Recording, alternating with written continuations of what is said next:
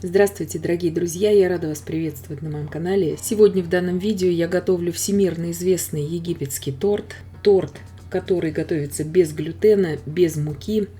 Торт буквально тает во рту без преувеличения. Торт готовится с двумя видами кремов, с двумя видами орехов. Торт очень богатый, насыщенный во вкусе, но в то же время готовится очень просто, если знать правильные пропорции, и очень быстро. 10 яиц среднего размера я разделяю на желтки и белки. Белки пока отставлю в сторону. Желтки, пока мы будем готовить другие продукты, накрыть лучше пищевой пленкой, чтобы они не заветривались. 400 мл молока я отправляю нагреваться до кипения. 180 грамм сахара, 70 грамм кукурузного крахмала, 16 грамм ванильного сахара. Можете ванильный экстракт добавлять. 200 мл холодного молока добавляю в сухую смесь. Все это перемешиваю аккуратно, чтобы не было комочков.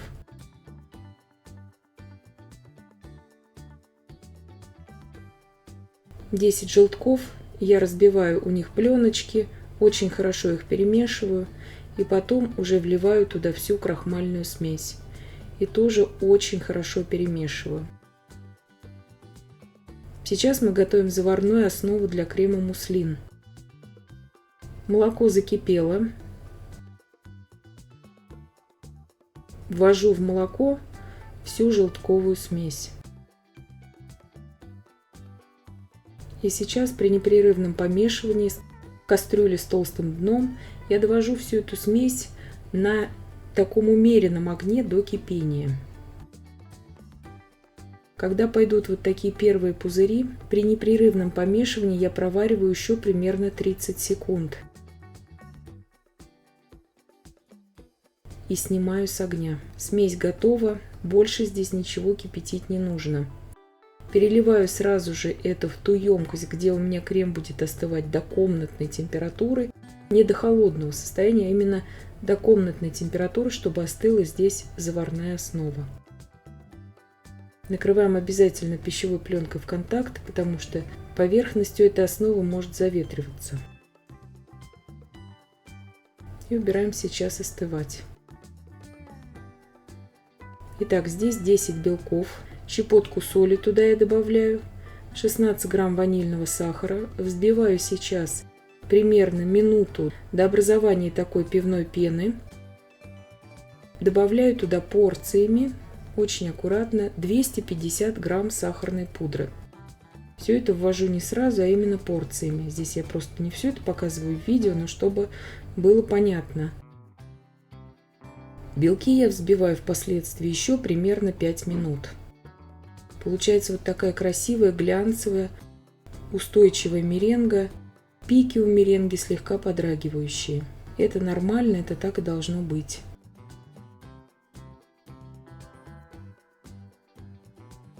Туда же я сейчас вмешиваю 60 грамм кукурузного крахмала. Перемешиваю сейчас недосконально на этом этапе крахмал, чтобы сильно не осадить массу. И отправляю туда 200 грамм молотого грецкого ореха. Грецкий орех я измельчила просто в измельчителе, очищенный, естественно. Здесь вы можете брать абсолютно любой орех, но в египетском торте берется два вида орехов всегда. Грецкий орех и орех-фундук.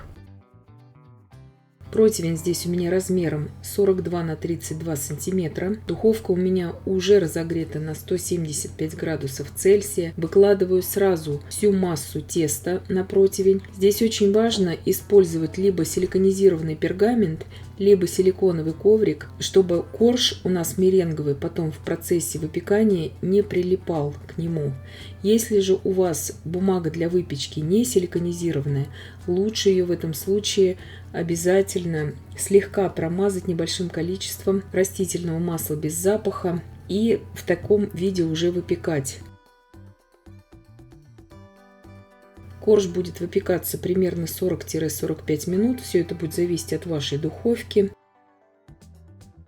Готовится он очень просто, он неприхотливый, этот корж. Получается всегда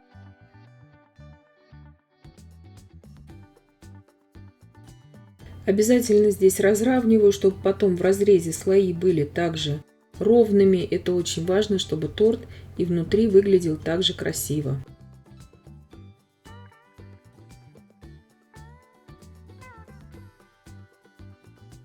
Итак, корж испекся, сразу же в горячем виде я его вынимаю из противня.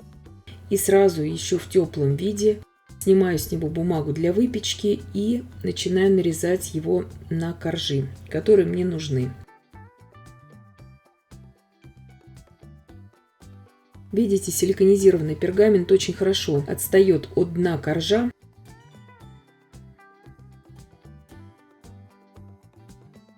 Сейчас еще в теплом виде я обрезаю у него краешки у этого коржа и нарезаю сейчас по линейке на 3 равных коржа. Коржи здесь получаются примерно 13-14 сантиметров в ширину и примерно 30 сантиметров в длину, так как я обрезала здесь обрезки по всем, по сути, сторонам коржа. Коржи эти, сразу я говорю, можно заранее приготовить, их можно пару дней хранить в холодильнике, простелив их предварительно либо же пищевой пленкой, либо бумагой для выпечки. Также можете их, примерно на неделю заморозить. В торте они будут именно мягкими, то есть они не должны быть хрустящими в торте.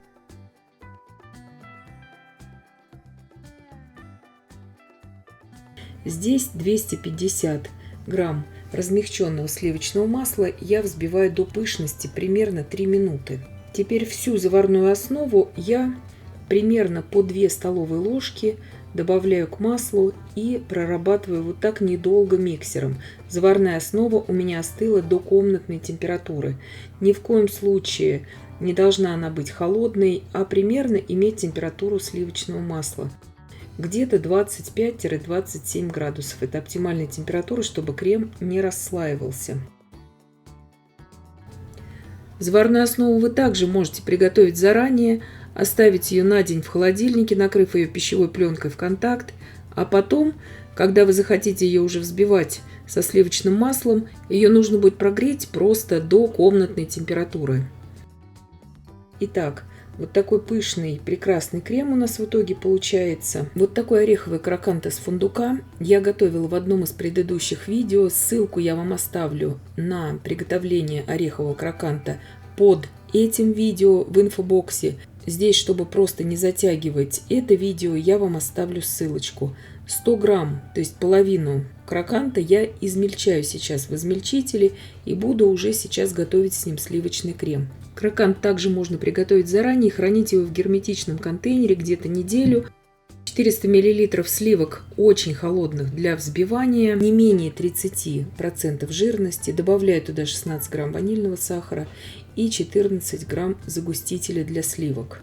Вы также можете брать загуститель для сметаны. Сразу отвечаю на вопрос, если у кого-то нет загустителя для сливок, вы можете взять здесь 250 грамм сливок и 150 грамм сыра маскарпоне и взбить этот крем, он также будет устойчивым. Добавила туда весь измельченный крокант к сливкам, перемешивая аккуратно лопаткой, и крем уже готов. Мы здесь используем в этом торте 2 вида орехов – грецкий орех и фундук. Оба крема я делю на 3 равные части. И перекладываю эти части потом в кондитерский мешок. Если у вас нет кондитерского мешка, вы можете все это делать из мешков для заморозки продуктов. Это очень тоже хорошо подходит. Сначала заварной крем выкладываем на корж, потом сливочный, и так чередуем все 3 коржа подряд. Коржи в торте должны быть мягкими. Я пищевой пленкой стягиваю тортик, именно потому что у меня нет такой формы вот именно под эти размеры. В холодильник здесь убрать нужно минимум на 4 часа. Можете на ночь убрать. Торт получается просто мега вкусным, по-другому не скажешь. Торт, который понравится всем любителям ореховых десертов. Сейчас непосредственно уже перед подачей посыпаем со всех сторон боковины торта оставшимся крокантом. То есть здесь у меня примерно 100 грамм кроканта осталось, чтобы он не размокал уже на торте. А вот такие хрустящие будут орешки у нас на торте тогда. Здесь 50 грамм молочного шоколада я растопила в микроволновке и вот так паутинкой такой покрываю тортик. И посыпаю также крокантом.